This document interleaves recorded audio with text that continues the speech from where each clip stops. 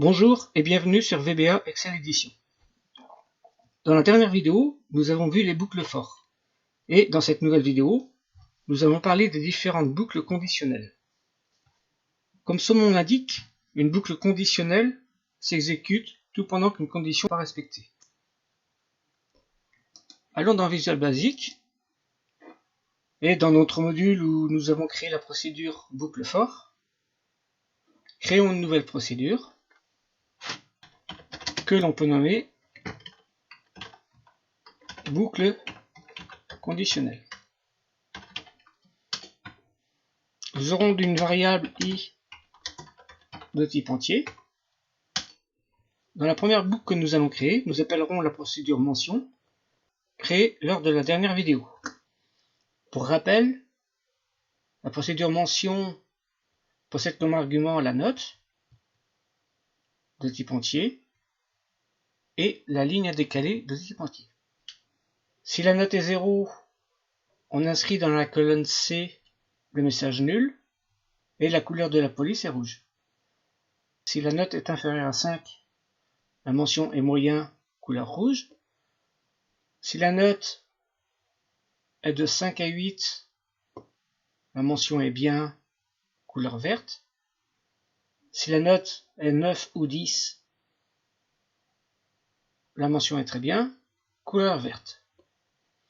Si aucune de ces conditions n'est remplie, c'est-à-dire, par exemple, si on a une note de 11, on affichera comme message note invalide de police noire.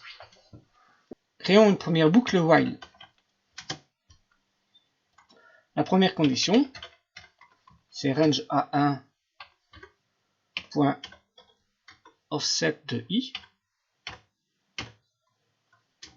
différent de rien. La boucle while se terminant par when. On va initialiser notre variable i à 1. Tout pendant qu'on a un élève dans la liste, on appelle la procédure mention. La note sera range A1.offset de i et on décale la colonne de 1, la note étant en colonne B. La ligne, c'est la valeur de la variable i. On n'oublie pas d'incrémenter notre variable i de 1 pour éviter que la boucle ne s'exécute indéfiniment. Plaçons un point d'arrêt au niveau de la boucle et exécutons la procédure. Faisons du pas à pas par la touche F8. Tant qu'on a un élève, sur la première boucle, c'est Julie. On appelle la mention avec la note de Julie, qui est de 9, et le numéro de la ligne à décaler, ici 1. F8. La note étant de 9, on va arriver dans cette condition, 9 to 10. On affiche comme mention très bien, et on met sa police de couleur verte. F8. Deuxième boucle. L'élève c'est Étienne. On appelle la procédure mention avec la note de 4 et on décale les lignes de 2.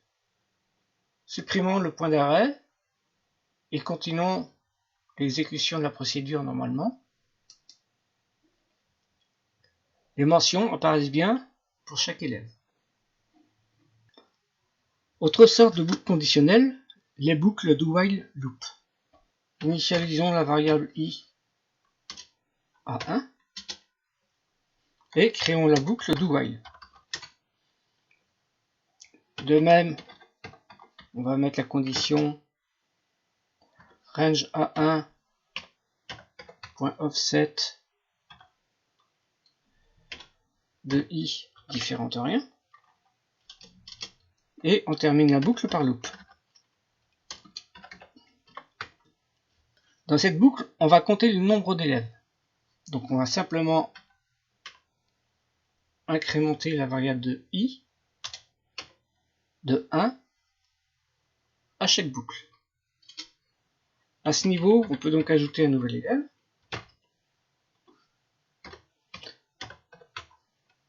Offset de i égale Paul, par exemple. Et on peut lui affecter une note en colonne B. On décale de la même valeur. Insérons un point d'arrêt et exécutons la procédure. Faisons du pas à pas par la touche F8. Tout pendant qu'on a un élève, on incrémente la variable de i. Deuxième boucle, on a également Julie. Effectivement, l'offset c'est pas de 1, c'est de i. Deuxième boucle, on a bien Étienne. Troisième boucle, Marc. On peut à ce niveau ajouter un point d'arrêt à la sortie de la boucle. On supprime le premier point d'arrêt. On exécute normalement. Notre variable i a pris comme valeur 10. C'est-à-dire qu'on va décaler notre cellule A1 de 10 vers le bas pour écrire Paul. De la même façon, dans la colonne B, on va écrire la note.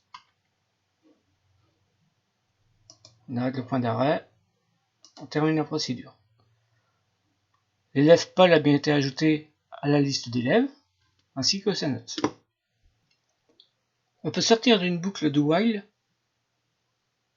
par l'instruction exit do. Recréons une boucle do while.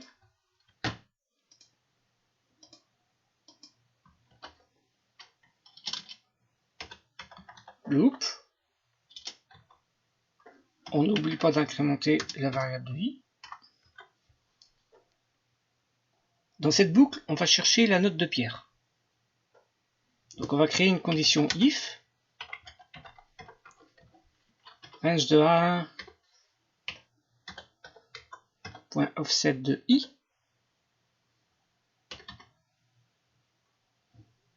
égale Pierre. Alors, on pourrait écrire dans la cellule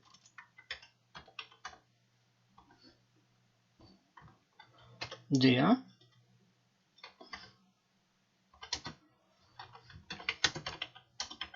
la note de Pierre à 2 concaténé avec range D1 que l'on décale de la valeur de i. Étant donné que l'on a trouvé la note de Pierre, on peut sortir de la boucle par exit do. Fin de la condition. Faisons du pas à pas.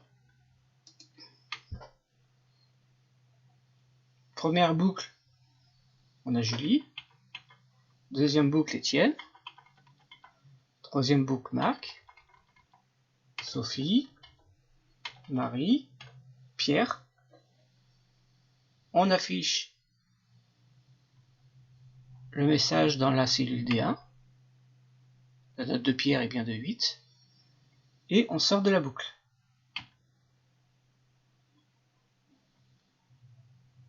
On termine la procédure. Les boucles do until loop sont identiques aux boucles do while loop. Seulement, le bloc d'instruction est répété tout pendant que la condition n'est pas vraie. Initialisons la variable IA1 et créons la boucle do until. Range de A1 point offset de i égale Anne.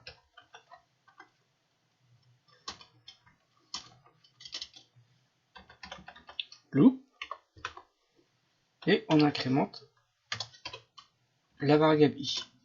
La valeur n'est pas égale à Anne, la boucle va continuer. À la sortie de la boucle, on pourra écrire range D2 égale la note de Anne est 2 concaténé avec range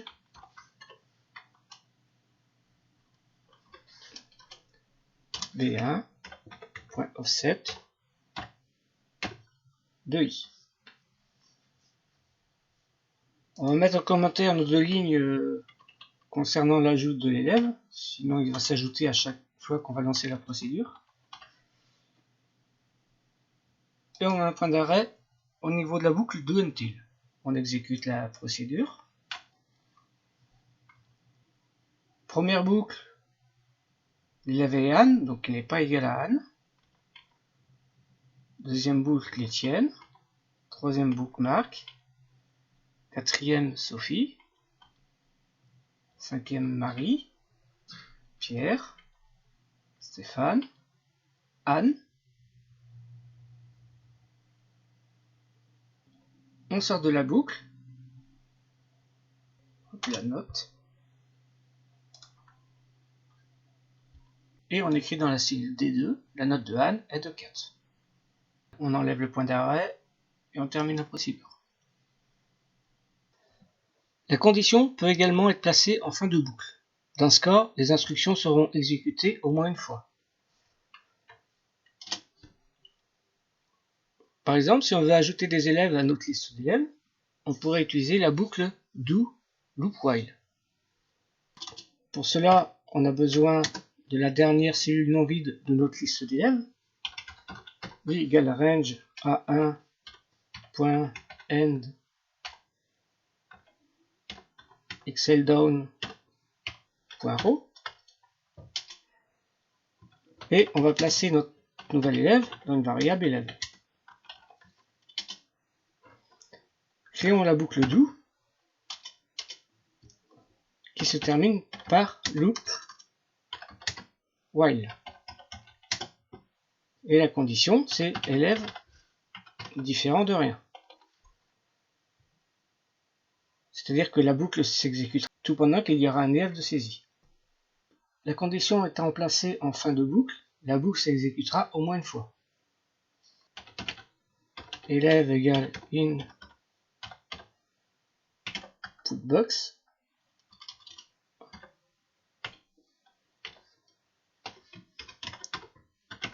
Nouvel élève.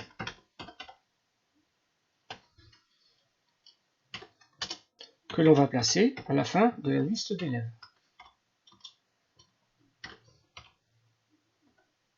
.offset de I égale élève et on incrémente la variable de 1. Plaçons un point d'arrêt au calcul de la variable I. Exécutons la procédure. Par la touche F8, exécutons-la pas à pas. I a pour valeur 13. On rentre dans la boucle sans avoir testé de condition. Nouvel élève, par exemple Mathilde. OK. On place son nom à la fin de la liste d'élèves. On incrémente la variable. Et on teste si élève est différent de rien. C'est le cas. Donc on exécute de nouveau la boucle. Nouvel élève. Mettre Jean.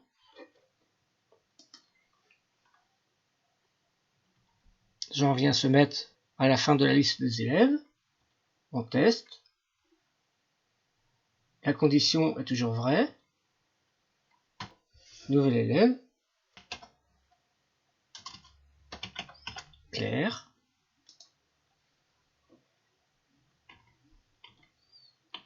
Nouvel élève. Si cette fois-ci on clique sur annuler, c'est-à-dire qu'on ne rentre pas d'élève, il n'y a aucun élève qui s'inscrit dans la liste d'élèves, et à la condition si élève différent de rien, cette condition est fausse, donc on quitte la boucle. Et on arrête la procédure. les boucles sont très utilisées dans les procédures VBA. Nous en verrons de nombreux exemples dans les prochaines vidéos consacrées au VBA Excel. N'hésitez pas à vous abonner à la chaîne pour les découvrir. Merci d'avoir regardé cette vidéo et à bientôt sur VBA Excel Edition.